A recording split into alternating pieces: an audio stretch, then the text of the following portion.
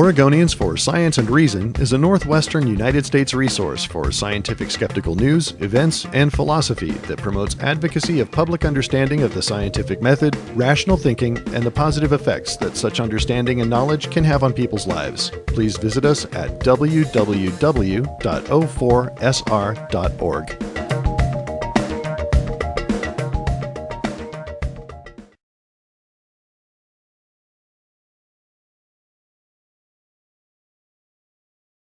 Discussions, questions, let's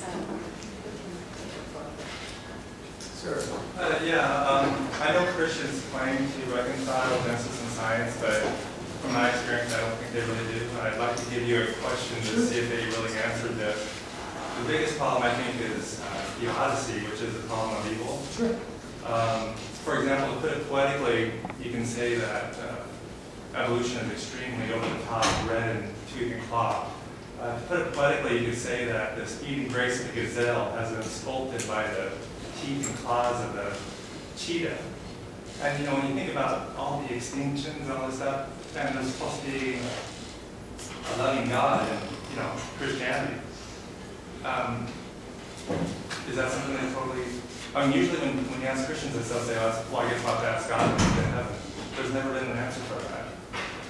Well, first of all, you have to realize that what I've done here is not what you're talking about specifically. It leads to what you're talking about. This is more about the realities of science and literally what it says in Scripture. Extending beyond that is questions that transcend that, which you're opening up here: purpose of God, meaning of evil, what we learn from evil. And all I can say about that is there are various spins. It's in the eye of the beholder, I suppose. Nature is cruel, or nature is not cruel. God gives us bad so we can know good by contrast. I'm just mouthing the kinds of things that people say, and so you're going to get the spectrum of responses. And in the final analysis, with anything, with being a Republican or a Democrat or whatever it is, you're going to make a final judgment. You may not quite like this candidate, but you're going to vote for him because he's better than the other one, and you'll go with this way and that. So I'm not giving you any definitive answer except to say that there's really complex issues there, and there's good and bad that these people would see in both sides, and they would end up making a judgment by weighing one side versus the other. And as long, I'll tell you this, that frankly my own attitude about life is that the truth is not the most important value. I really don't think so. What's more important is peace. What's more important is people getting along.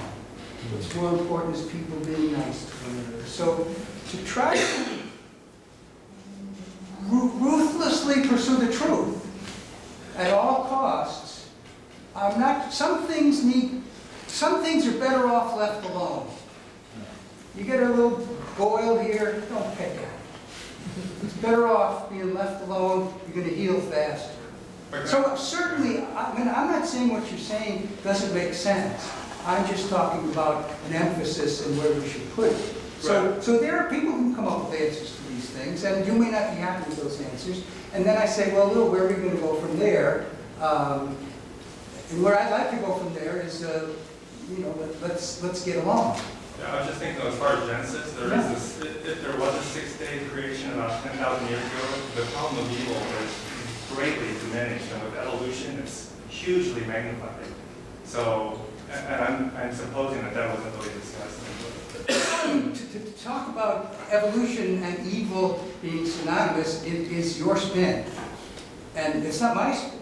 I don't see evolution being imbued with any evil at all. I see it in a more neutral. I see no evil or good. It's just moves along. So that's a moral judgment you're making. That transcends the realities. And it's certainly worth doing, but it's more than the theory itself says.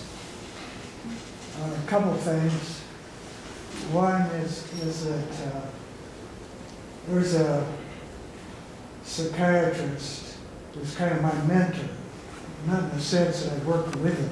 Yeah. I just respect his work. And he has 18 common mistakes in communication. He's talking about relationships. Sure. And the first one he mentions is truth. Mm-hmm. I'm right. No, I'm right. You're wrong. I'm right. Mm-hmm. You can see how that works with relationships. Yeah.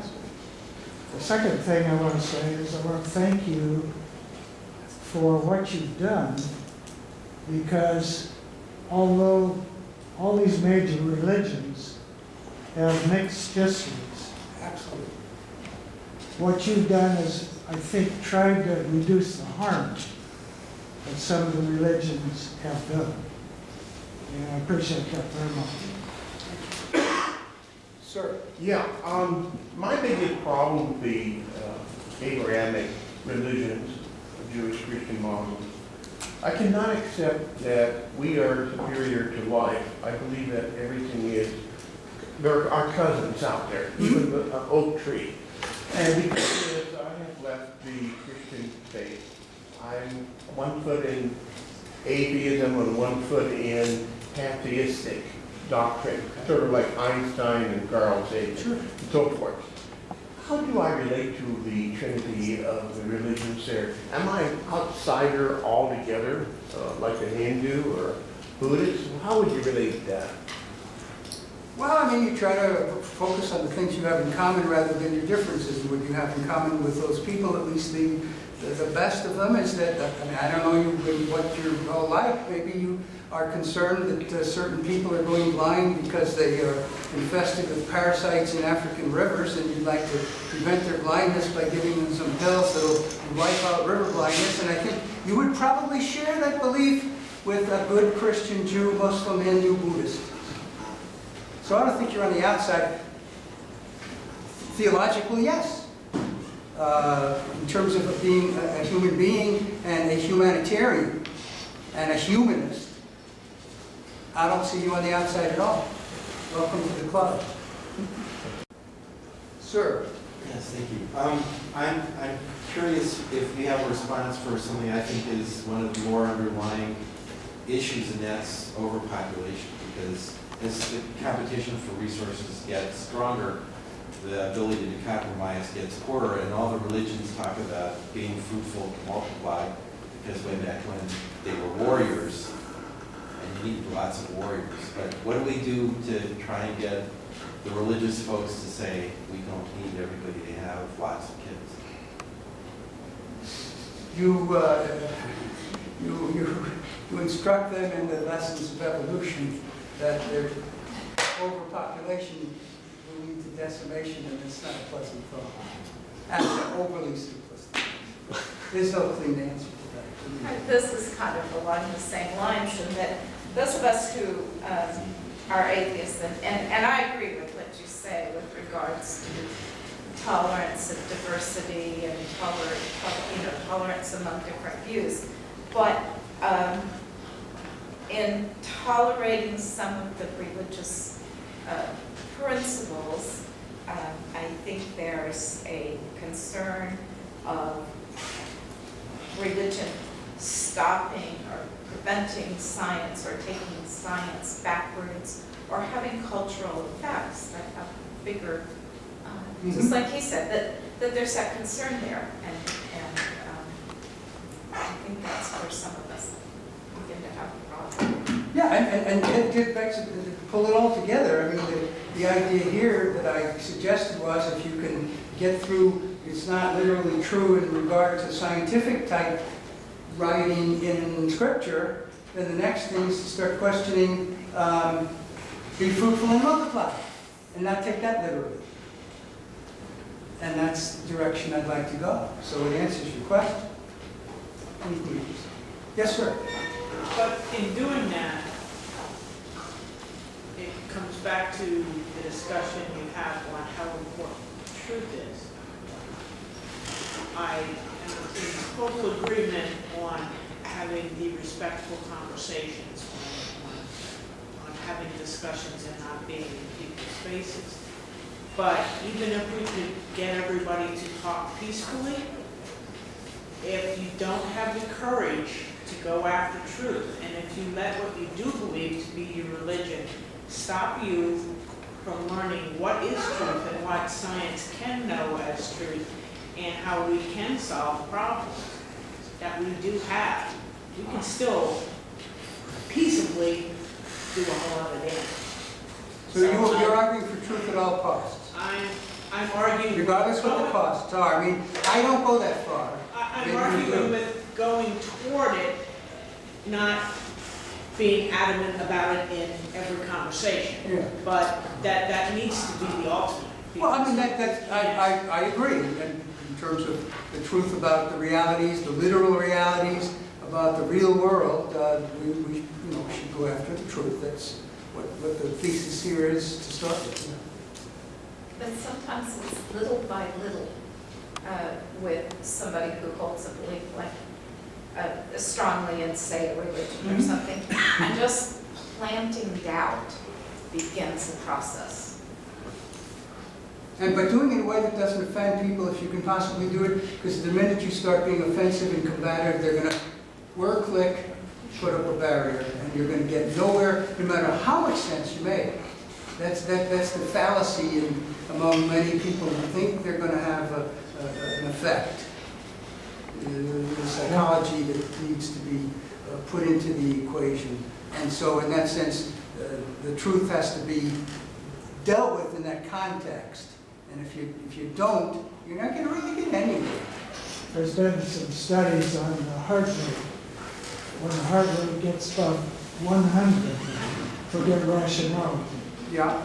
And if the conversation develops in such a way, you feel criticized or attacked or something like that, get defensive, counterattack, the heart rate gets up there, and forget reason. Fight or flight is not terribly rational. It's just an animal response, and you're not thinking anymore, and sometimes it leads you in the wrong direction. And, that's that. Well, thanks for coming. I appreciate it. You want to talk more?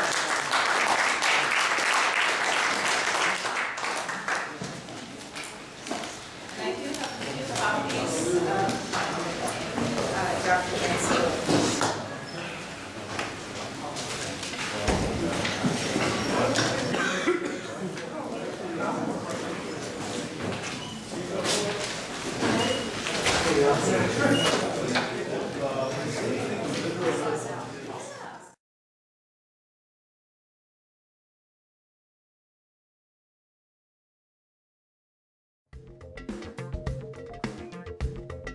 Thanks for watching this video presentation from Oregonians for Science and Reason.